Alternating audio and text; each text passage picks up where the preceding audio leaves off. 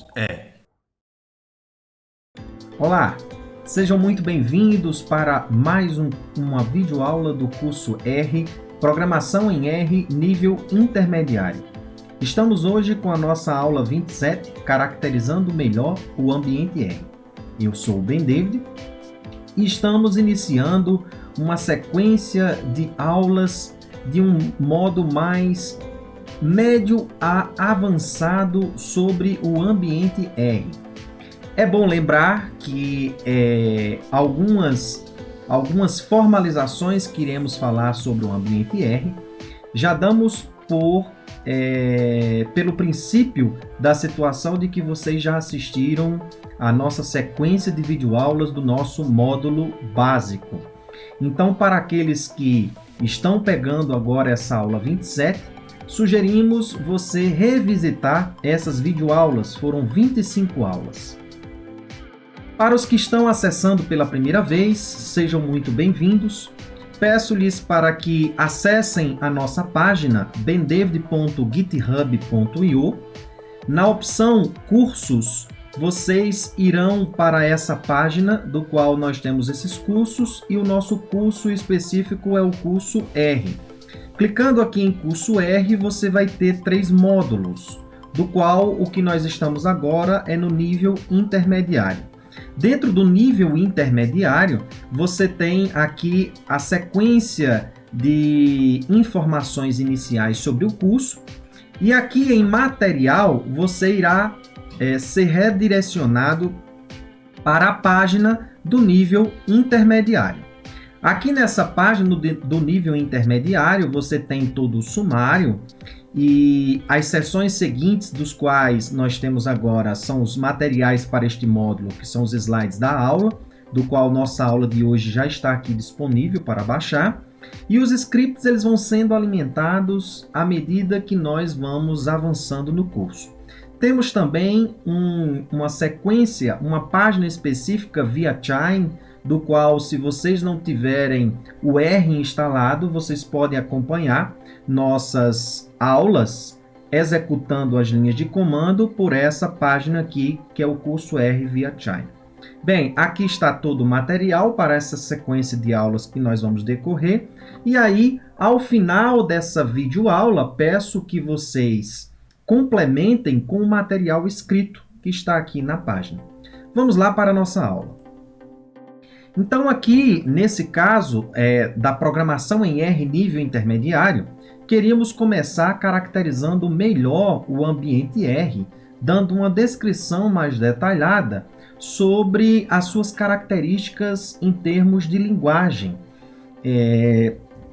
Iniciamos com o selo Democratizando Conhecimento.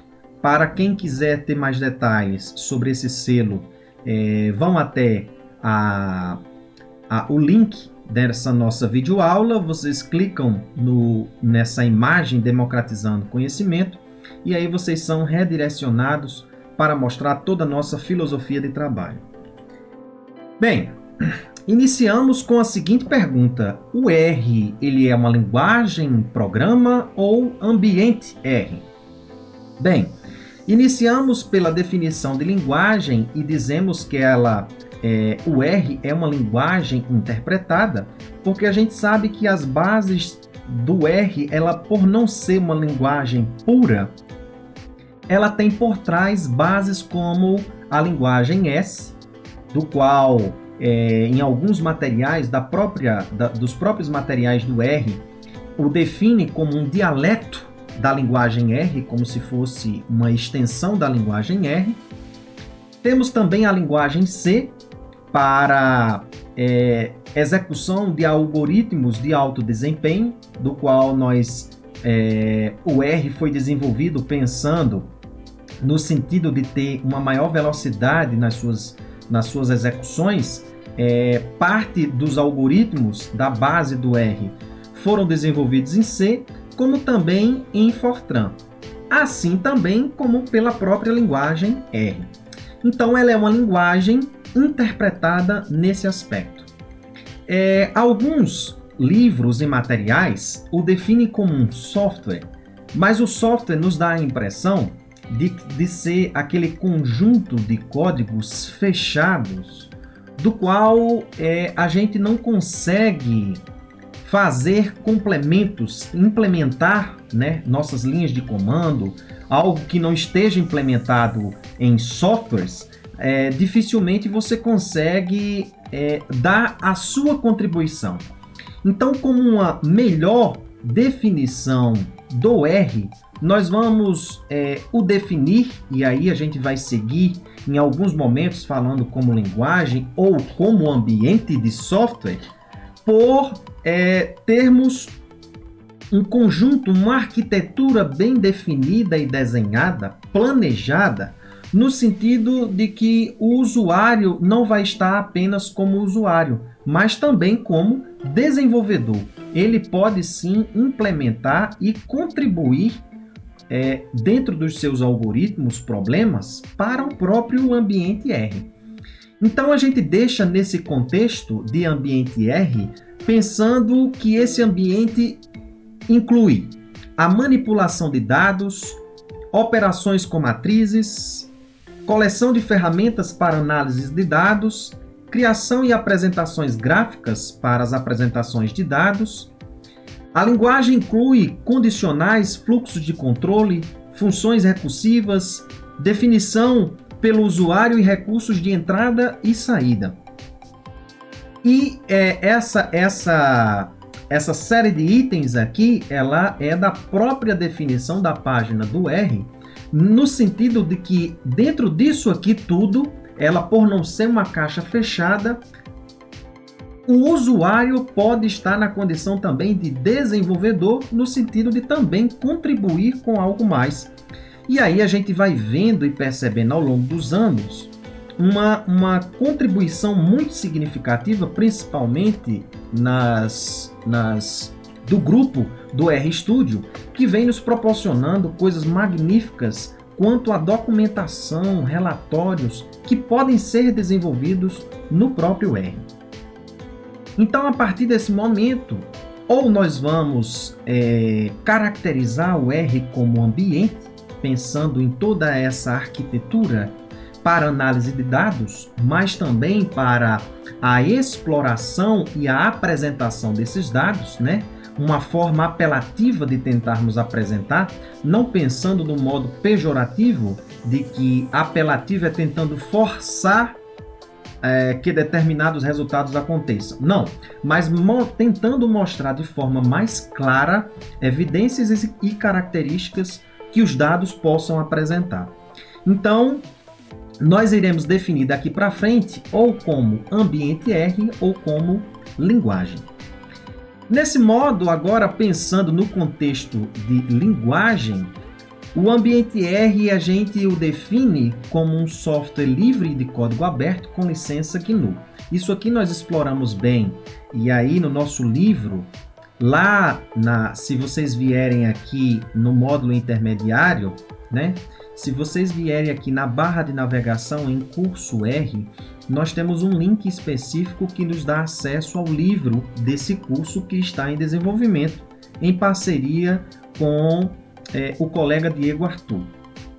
Bem, nesse caso aqui, nós o definimos como um ambiente de software livre e código aberto porque nós, usuários, podemos estar na condição de desenvolvedores para podermos dar essas contribuições. É claro que as alterações feitas na base do R, nós não podemos fazer essas alterações diretamente porque nós temos o grupo do R Core Team, do qual só estes podem fazer as alterações específicas da base do R, até por questão de controle. Mas todas essas contribuições desse grupo do R Core Team, toda essa contribuição é feita por professores ou correlatos pesquisadores da área da estatística e que fazem tudo isso de forma gratuita e voluntária, tentando propagar o conhecimento e a expansão, né, da análise de dados de um modo geral. Bem, tentando definir um pouco mais, nós dizemos ainda que a linguagem R, ou o ambiente R, é uma linguagem de programação interpretada. Isso porque já falamos anteriormente que ela não é uma linguagem pura, como, por exemplo, as linguagens de baixo nível, como a linguagem C ou linguagem Fortran. Ela é uma linguagem interpretada, e aí, apesar da gente pensar dela ser uma linguagem de alto nível, isto é uma linguagem que conversa mais próximo da linguagem humana do que a linguagem de computador, mas a gente, por ter essa interface e esse auxílio no sentido de análise de dados com toda essa quantidade de ferramentas, nos faz perder um pouco de desempenho no nosso código, mas ganhando esse arsenal do que nós caracterizamos anteriormente, de ferramentas no sentido de podermos analisar e apresentar melhor esses dados. Ela também é dada como uma linguagem de programação dinâmica, e essa caracterização, nós, quanto à linguagem de programação dinâmica, linguagem de tipagem forte e dinâmica, no sentido de linguagem de programação funcional e orientação a objetos, nós vamos dar agora um pouco de detalhamento na sequência. E por fim, nós temos a parte de linguagem de programação metaparadigma.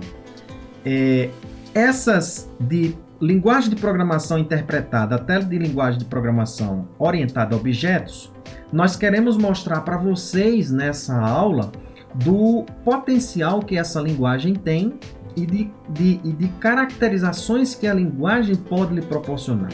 No que isso aqui é importante? Se você é um usuário, muitas vezes os seus problemas de código podem estar existindo, muitas vezes porque você não entende as definições conceituais de como foi e como é a arquitetura do ambiente R. Então, se faz necessário o entendimento e a caracterização dessa parte inicial. Veja que agora nós estamos usando definições um pouco mais aprofundadas, mas que isso se faz necessário para que a gente tenha um controle maior desse ambiente fantástico que é o ambiente R. Por fim, nós iremos caracterizar da linguagem de programação interpretada até programação orientada a objetos, nós iremos fazer definições e não iremos definir ao fim dessa videoaula a linguagem de programação metaparadigma, mas nós vamos intuir que essa caracterização do ambiente R significa que ele vai conseguir caracterizar a linguagem pela própria linguagem. É como se fosse uma figura de metalinguagem, né? Pelo próprio ambiente R, pela própria linguagem, nós conseguimos captar informações da própria linguagem. Isso será estudado em temas posteriores que iremos seguir na sequência dessas videoaulas. Então vamos lá, tentando aprofundar um pouco mais de alguma dessas características que demos aqui sobre o ambiente R. Ela, no contexto de linguagem de programação dinâmica, nós dizemos que isso ocorre porque o código ele é automaticamente interpretado conforme se executa. Diferentemente de algumas linguagens de baixo nível, que você, por exemplo, como a linguagem C, uma vez que você escreve o código, o que é que você precisa fazer? Você precisa compilar, isto é, haver uma transcrição para a linguagem de máquina, para que ela possa compilar e executar, lhe retornando o resultado desejado. Isso para o R nós não precisamos. Ela mesmo interpreta e o executa. Isso que torna a caracterização da programação dinâmica. Mas não apenas isso. Ela tem um contexto do qual, por exemplo, nós podemos escrever as nossas funções e elas não automaticamente serem avaliadas, como, por exemplo, quando nós usamos a função expression. Essa função, ela simplesmente a gente define a nossa função específica e ela só é avaliada se, por exemplo, eu usar a função eval dentro, na realidade, usando no contexto, né, dessa função expression. Então significa que nós podemos, ela é dinâmica nesse aspecto, porque nós podemos criar funções que não precisamente precisam ser avaliadas. Nós podemos armazenar, e isso aí, em termos de análise, é importante para nós, dos quais também nós iremos aprofundar e usar essas funções ao longo de todo o nosso material. Bem como não só expression eval, mas também quote, substitute, bquote, disparse. Isso aqui nós vamos usar ao longo de todo o nosso material. E também ela pode ser caracterizada como ela é caracterizada como uma linguagem de programação dinâmica, no sentido também da gente poder manipular explicitamente os ambientes dos quais nós criamos as nossas funções. Nós falamos um pouco sobre ambientes no módulo básico, e aí, se vocês não se lembram, por favor, revisitem a aula específica para ambientes no módulo básico, porque aqui nós teremos uma seção do qual nós iremos abordar o ambiente de modo mais aprofundado, tentando captar e entender um pouco mais os ambientes que ocorrem nas funções, o ambiente global, ambientes namespace, do qual nós temos os nossos pacotes e conseguimos controlar as funções dos quais nós criamos dentro dos nossos pacotes para que não hajam conflitos com funções de outros pacotes. E isso será uma aula interessantíssima e muitas vezes a gente está num problema de algoritmo devido a nós não entendermos esse assunto tão importante que é o assunto sobre ambientes. Então a gente pode definir, muitas vezes você não tem o controle nessa definição em outras linguagens do qual no ambiente R você tem, e por isso é uma das consequências da caracterização da programação dinâmica. Um outro contexto que nós temos da programação dinâmica, da linguagem de programação dinâmica, é no sentido da tipagem dos nossos valores. Bem, aqui tudo para nós, para que a gente entenda e contextualize, a tipagem está relacionada à característica do valor do qual nós temos, por exemplo, nos nossos vetores. Nós definimos esse tipo de objeto, os vetores, que são os objetos mais simples em termos de dados que nós temos no R, são os vetores atômicos, do qual a gente diz que os elementos eles têm a mesma tipagem, ele é do mesmo tipo. E aí o seguinte, a gente falou de algumas funções lá no modo básico, como a função typeOf, o mod ou storage mod, do qual você pode saber qual é o tipo do objeto, isto é, o tipo dos valores que estão no seu objeto.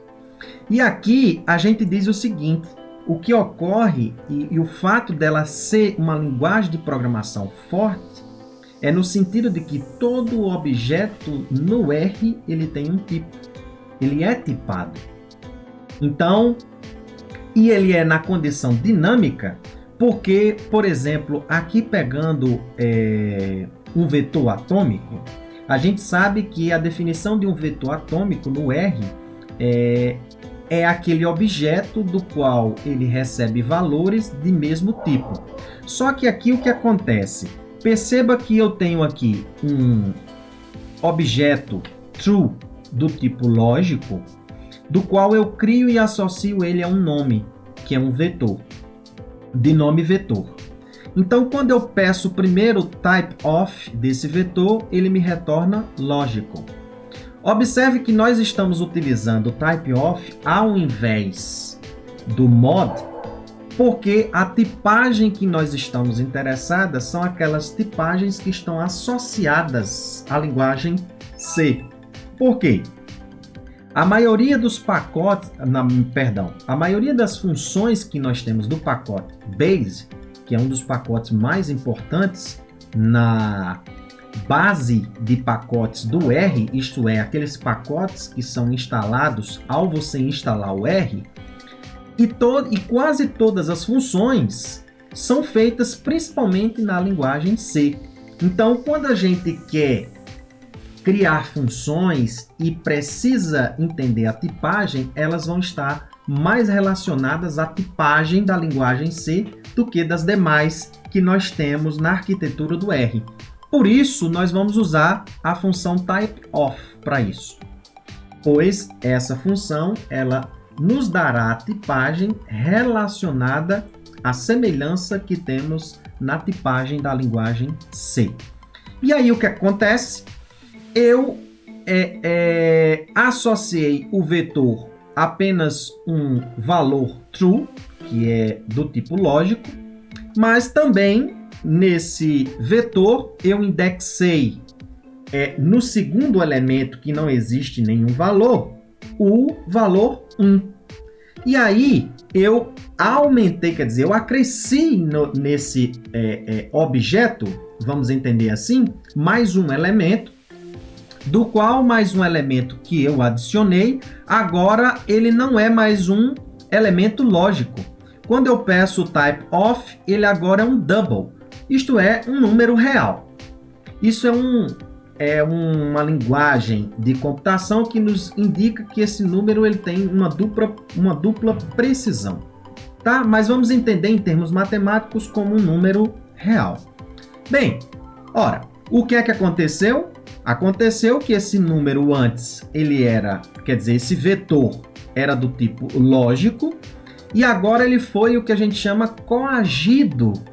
Então, dinamicamente, pelo fato do vetor ser um vetor atômico, do qual só permite elementos iguais, dinamicamente, o R, por si só, ele coagiu esse true para um objeto do tipo double. E agora o nosso vetor ele é double. Mas, na sequência, eu acrescento um outro elemento, um outro valor, que agora ele é do tipo caractere. E agora, quando eu uso o type of para verificar esse meu vetor, do qual esse caractere foi acrescido agora na terceira posição do nosso vetor, ele agora nos retorna um type of do tipo caractere. E quando eu verifico o nosso vetor, veja que em todos os elementos agora temos aspas. A primeira correção, quando existiu do lógico para o double, ele transformou o valor lógico true em 1. Porque se for false, isso já é por default do próprio R. Se fosse false, retornava o valor 0. Aqui nesse caso, ele está me retornando a correção que ocorreu aqui automática, sem a nossa intenção. Ele coagiu pelo fato do vetor atômico só permitir elementos iguais, de lógico para double e depois caractere. E aí veja que o retorno de vetor agora, todos os elementos tiveram uma aspa. Essa correção é o que torna a linguagem de programação de tipagem dinâmica. No sentido de ser forte, é pelo fato de todo o objeto em R ser tipado nesse aspecto. Tá? Então, essa caracterização no sentido da tipagem dinâmica ainda está lá relacionado à caracterização que a gente diz da linguagem de programação ser dinâmica.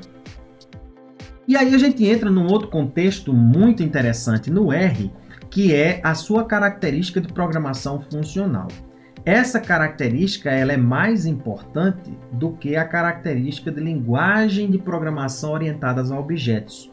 Devido a esse estilo de programação funcional, ele nos permite resolver problemas mais fáceis do que pensar no paradigma da programação orientada a objetos. Isso, na sequência, nós vamos ver com uma série de exemplos nas próximas aulas. Bem, mas devemos chamar atenção que essa característica de linguagem de programação funcional não nos diz que o R é estritamente uma linguagem de programação funcional. Porque, por definição, se uma linguagem de programação ela é estritamente funcional, ela tem que seguir algumas características. E aí, por não entrar de forma tão aprofundada nesse aspecto, a gente vai elencar algumas características do qual uma linguagem de programação é estritamente funcional, e aí, como a gente vai mostrar que isso não ocorre no R, a gente já a desconsidera uma linguagem estritamente funcional. Mas Ao invés de dizermos que ela é uma linguagem de programação estritamente funcional, nós vamos dizer que ela tem o estilo funcional, porque a base do estilo funcional vai significar, e por consequência de termos aqueles princípios que nós já falamos nas nossas primeiras aulas, que um dos princípios é que tudo em R é uma chamada de função. O fato dela ser uma chamada de função já os permite ter esse estilo funcional da própria linguagem. Mas não só isso, nós vamos elencar algumas outras. Porém, nós dizemos que uma linguagem ela tem um estilo estritamente funcional por algumas coisas. Primeiro, a composição de funções, isto é, funções que podem produzir outras funções, funções puras, a imutabilidade, sem efeito colateral e funções de primeira classe. Bem, no caso aqui, nós vamos dizer que uma função, essa primeira característica é uma característica muito forte, mas nós vamos começar pela composição, mas essa daqui é o que já nos mostra que uma função ela é pura quando toda entrada que nós dermos a essa função, ela terá apenas um único resultado. Então, significa dizer que uma função é pura se nós criarmos uma função do tipo, se ela recebe um valor 3, e essa função ela é pura se o resultado dela, toda vida que a entrada for o valor 3, o seu resultado será o mesmo. Então, a gente diz que essa função ela é uma função pura. E aí, o que é que nós vamos perceber? Que isso não ocorre. Ela tem o princípio da imutabilidade. Significa dizer que uma vez que você cria um objeto, ele não pode ser modificado. E a gente vai perceber que em algumas situações, por questão de própria economia de memória do próprio R, ele permite, em algumas situações, que a gente faça a modificação no local do identificador de memória de onde o objeto foi criado. E algumas funções como essa, quer dizer, algumas situações como essa, elas ocorrem e você sabendo dessa característica, você pode resolver muitos problemas quando a gente usa fluxo de controle, como as funções for, while, do qual você está constantemente criando objetos. Se você entende esse princípio da modificação, da cópia do objeto, na realidade modificando no local, na realidade nós não estamos criando outros objetos, mas apenas modificando aquele objeto que está com o mesmo identificador de memória. Isso é uma coisa muito interessante. Bem, vamos dar sequência para que a gente também consiga falar sobre essa característica sem efeito colateral e funções de primeira classe.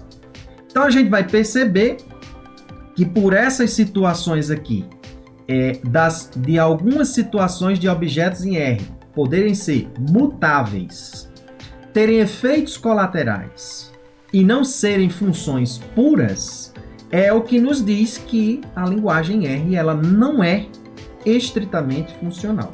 Ela tem o estilo funcional. Isto é, a gente tem uma certa flexibilidade. Esse estilo ele lhe dá um controle melhor no sentido de você saber o que é que pode acontecer com o programa, mas essa flexibilidade é o que faz com que a gente tenha essa versatilidade no ambiente R, e aí você tem que entender esses mecanismos para não estar escrevendo no seu código coisas dos quais você está tendo resultados que não queria obter. Bem, vamos lá. Então, no sentido de composição de funções, perceba que nós podemos criar nossas funções por meio de outras funções. Perceba que eu estou criando pela função function e estou tentando calcular a média de um conjunto de valores, do qual eu estou utilizando uma função chamada min, que é da base do R, e estou criando a minha função chamada média. E essa média aqui, quando eu quero calcular a média de um conjunto de valores, eu posso utilizar a função criada, do qual eu utilizei outra função min. e aí me retorna o valor 5,5. Então, isso é a característica de composição de funções. Então, isso dá a garantia do R ter esse estilo funcional. Uma outra situação que aqui a gente pode ver, perceba que eu posso construir sim funções puras no R, mas não significa dizer que toda função que é desenvolvida no R é uma função pura. E isso é o que não dá o estilo estritamente funcional. Então perceba que eu criei uma função aqui f pura, que toda vida que eu retornar, quer dizer, que eu der a entrada para esse argumento x igual a 2, e ele deve ser sempre um argumento numérico, então toda vida que eu der para essa função o argumento x igual a 2, o resultado será sempre igual a 3. Qualquer outra situação que ocorrer, ele vai me retornar um stop dizendo que x deve ser numérico. Então, não vai ocorrer nada fora desse padrão. Isso a gente diz, portanto, que essa função é uma função pura. Agora, observe um tipo de função que não é pura. Isto é, a entrada dela pode ser a mesma, mas ela vai me dar resultados diferentes, que é aquelas funções que ganham o prefixo R e na sequência o nome da distribuição de probabilidade, que nos dá o gerador de números aleatórios de uma determinada distribuição.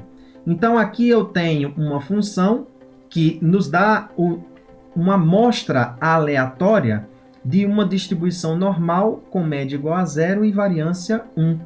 Perceba que, como é uma amostra aleatória, nossa saída não pode ser igual. Então, ele trabalha com a semente lá dentro, que está relacionada ao nosso relógio do nosso computador, por exemplo. Bem, na realidade, internamente, esses geradores eles usam isso, mas não sei se de fato internamente o R-norm utiliza. Mas o que é importante saber é que quando eu uso no mesmo argumento n o valor igual a 3, se ela fosse uma função pura, ela teria que me retornar o mesmo valor e nesse caso não ocorre. Por quê? Porque como estratégia, como a gente quer uma amostra aleatória, a gente não quer de fato que essas saídas sejam sempre iguais, uma vez que é uma condição aleatória. Desse modo, é o que faz então a linguagem, o ambiente R, não ser uma linguagem estritamente funcional. Por quê? Porque nós temos funções que não são funções puras. A imutabilidade significa dizer que todo objeto criado, ele, se for alterado, de outro modo, todo objeto criado não pode ser modificado. Em algumas situações, por exemplo, aqui no vetor atômico, se nós alteramos apenas um elemento de um vetor pelo seu sistema de indexação, perceba que aqui nós criamos um vetor que está associado a um nome x e que ele tem os valores 1, 2, 3. Observe o identificador de memória dele. Se eu, numa outra linha de comando, alterar o segundo valor e colocar aqui ao invés de 2 o valor 4, agora nós temos um vetor x que nos dá os valores 1, 4 e 3. Se ele tem o princípio da imutabilidade, ele deveria apagar da memória esse objeto com esse identificador e criar um outro x. Mas observe que quando a gente vem aqui embaixo, é o mesmo identificador. Significa dizer então que ele mudou no local. Isto, indiretamente, o que é que a gente tem? Um ganho de não estar precisando usar um outro objeto para simplesmente ter alterado o mesmo elemento. Então, nesse caso, é o que a gente chama de modificação no local. É todo objeto que ocorre isso? Não. Mas eu já estou lhe mostrando uma restrição do qual o R não tem esse princípio da imutabilidade e que, portanto, não o torna uma linguagem estritamente funcional.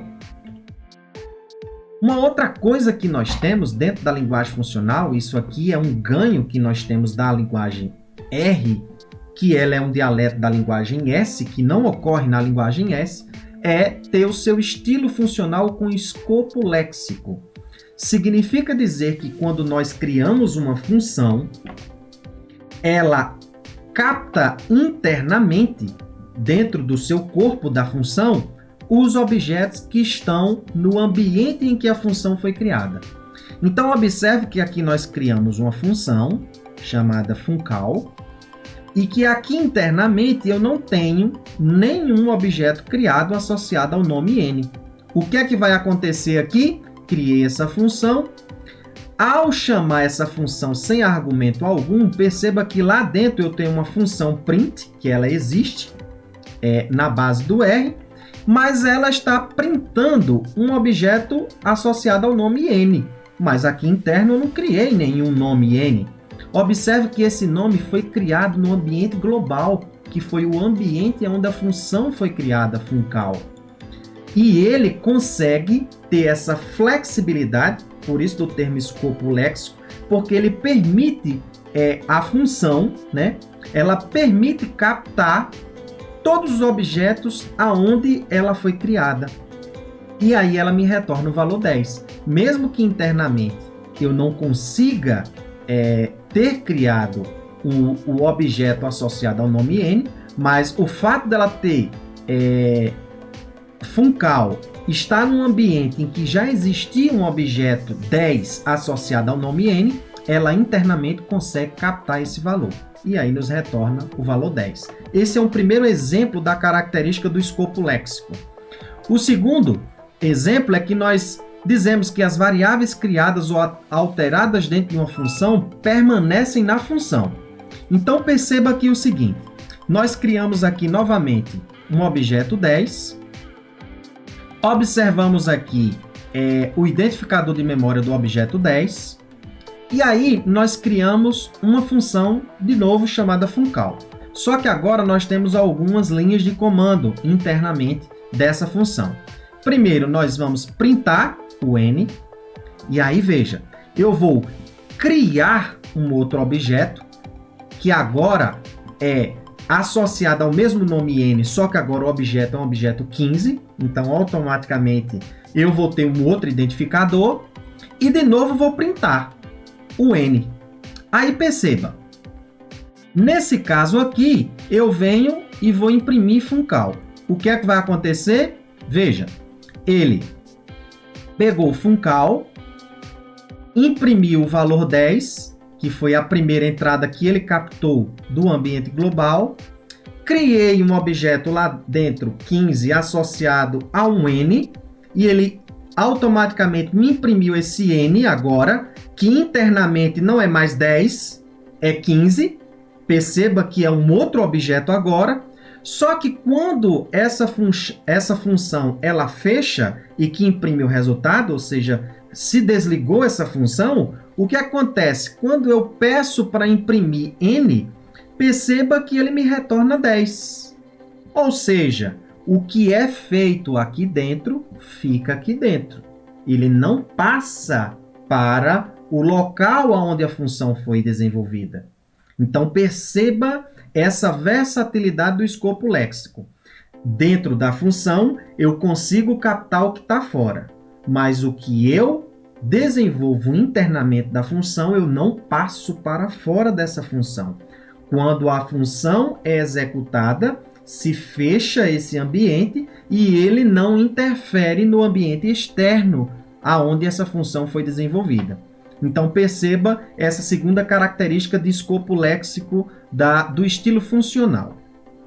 Um terceiro exemplo que nós temos é que as variáveis dentro de uma função permanecem nelas, mas pode acontecer que eu crie um objeto interno e ele possa ser repassado para o ambiente onde a função foi desenvolvida? Pode. E aí isso vai ser desenvolvido de forma explicitamente por uma função, na realidade um operador que a gente chama de superatribuição, que é essa dupla flecha que nós temos aqui nessa linha de comando. O que é que vai acontecer aqui agora? Primeiro, o que é que vai acontecer? Novamente, criamos um objeto, observamos o identificador de memória dele, beleza? Nesse identificador, agora nós vamos criar uma função. Dentro dessa função, nós temos mais umas linhas de comando. Primeiro, eu peço para imprimir o n, ou seja, ele vai captar o N lá do ambiente global, vai imprimir, e aí agora, essa linha de comando, o que é que ela representa? Ela representa assim, eu tenho um objeto e eu estou usando a superatribuição para ela se associar a N, só que o que acontece? Essa superatribuição, ele vai olhar no ambiente superior, nós já vimos a aula sobre ambientes e nós já dissemos na realidade que os ambientes eles têm hierarquia, tem ambiente pai e filhos e assim subsequentemente. Se não tiverem essa noção, vão lá para a parte introdutória do módulo básico que nós falamos sobre os ambientes de forma básica, vamos aprofundar nesse módulo. O que é que vai acontecer na superatribuição? Ele vai olhar para o ambiente superior, isto é, para o ambiente onde a função foi criada, e vai dizer o seguinte, existe algum nome N que está associado a algum objeto? Ele vai dizer, existe. Se já existe, que esse caso aqui, ele vai dizer o seguinte, então, altere e agora associa o objeto 15. E assim será feito. Caso não existisse esse N igual a 10, o que era que ele iria fazer? Ele iria criar o objeto e associá-lo, na realidade o 15, ao nome N. Aqui nesse caso, a gente sabe que o nome estava associado a 10, agora ele estará associado ao objeto 15, que é como se fosse um escalar, um vetor de comprimento 1. E aí agora ele vai printar. Observe que o que é que vai acontecer nessa sequência. Eu vou executar funcal, o que é que vai acontecer? Imprimir o valor 10, usei a superatribuição e agora ele imprime o valor 15. Aí veja o que acontece desse exemplo 3 para o exemplo 2. Observe que agora ele alterou o N que estava no ambiente global. Ele alterou ele para o valor 15 e observe que o identificador de memória se alterou. Ou seja, ele, como alterou o valor aqui especificamente, não houve a modificação do local e, na realidade, houve a criação de um outro objeto que se associou ao nome N. Então, nesse caso, pelo fato de nós termos feito a superatribuição, nós alteramos ou criamos um objeto no ambiente superior associado ao nome N. Então, essa é uma outra característica do escopo léxico do estilo funcional do ambiente R. E um outro estilo funcional que nós temos como característica e que é interessante no R é que a avaliação dos argumentos da função ela é feita de forma preguiçosa. Significa dizer que quando a função é criada, os argumentos da função não são avaliados. Então perceba aqui, criei uma função chamada preguiçoso, está associada ao nome preguiçoso, do qual essa função ela tem dois argumentos, o argumento A e o argumento B. Por default, ou seja, por padrão, se B não for colocado nada, eu vou usar uma função aux aqui, que vai estar relacionada a esse argumento B. Mas veja, eu não defini f-aux aqui em nenhum campo anteriormente. Isso significaria que, de modo prático, se ela não tivesse essa avaliação preguiçosa, quando eu executasse essa linha de comando, do qual internamente no corpo da função eu vou pegar o valor do argumento que você vai inserir para o argumento A e vou multiplicar por 100. Quando eu criasse essa função e executasse ela, preguiçoso 4, aqui nesse caso a gente sabe que uma função nós podemos inserir dentro do parêntese ou pela posição ou pelo nome dos argumentos. O primeiro argumento é o argumento A. Como eu já sei que o primeiro argumento é o A, eu só quero alterar, associar um valor ou alguma coisa, né, um objeto ao argumento A. E não quero mexer nada com o argumento B. Teoricamente, perceba que quando eu executo function, se os argumentos fossem avaliados, dentro do corpo, perceba que em nenhum momento eu uso o argumento B. O fato de eu não usar o argumento B, o que é que fez? Preguiçosamente, o R disse: olha, se você não vai utilizar esse argumento B, eu não vou avaliar, não. Não preciso ter gasto de memória para isso, não. Vou só captar o que você está precisando aqui dentro. Então, como eu só estou precisando do argumento A, ele avaliou apenas o argumento A. Então, nesse caso, ele me solta sem erro o resultado, a execução da função preguiçoso, sem avaliar o que está dentro do argumento B.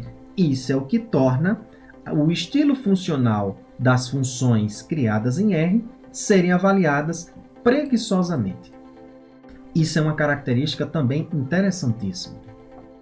Bem, uma outra coisa que a gente tem para o estilo funcional de funções, quer dizer, de linguagens, é que elas têm funções de primeira classe. E aí sim, o R tem funções de primeira classe. Funções de primeira classe significa dizer que a gente tem objetos, que é uma função, que pode ser caracterizado como qualquer outro objeto. Isto é, a gente associar nomes, a gente inserir esse objeto como um argumento de uma função, a gente pode colocar a saída, o resultado de uma função como uma função. Isso significa dizer que nós temos funções de primeira classe. No caso aqui, as nossas funções de primeira classe são as funções do tipo function, que nós vamos perceber nas aulas seguintes, que são funções tipadas como closer. A gente vai ver mais à frente numa aula específica sobre tipos de objeto base, que nós iremos dar sequência. Bem, mas uma coisa que foi interessante nessas funções de primeira classe é que a sintaxe dela, ela teve agora um acréscimo na versão 4.1. Então, quando eu crio uma função que o corpo dela nós temos simplesmente a soma do objeto x, na realidade nós temos o argumento x e nós vamos somar apenas mais um, o que nós vamos ter aqui agora é que ao invés de usar function, eu posso usar o barra parêntese, fecha parêntese e coloco os argumentos que eu quero para essa função. Então, esse estilo também agora é válido. E ele nos dá algo similar ao que eu executar com essa linha de comando anterior. E aí o seguinte, perceba que nesse função de primeira classe, eu posso ter uma função que a gente chama de função anônima, isto é, eu não associo nome nenhum a ela, então a gente se perde, a gente não consegue recuperar essa função dessa forma, ou se a gente estiver interessado em recuperar a função que nós criamos, nós associamos ela a um nome. Então aqui eu associo ela a um nome, f de x, ou eu posso usá-la, a função, como um argumento de uma outra função. Perceba que aqui, por exemplo, eu criei um objeto, que ele é um vetor, no caso, n por 1. Então aqui eu tenho 10 linhas e uma coluna, usando a função cbind.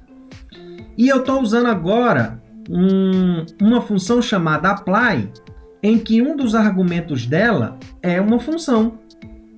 E essa função, ela me retorna esses valores. Então, perceba aqui que eu estou usando a função como uma função anônima.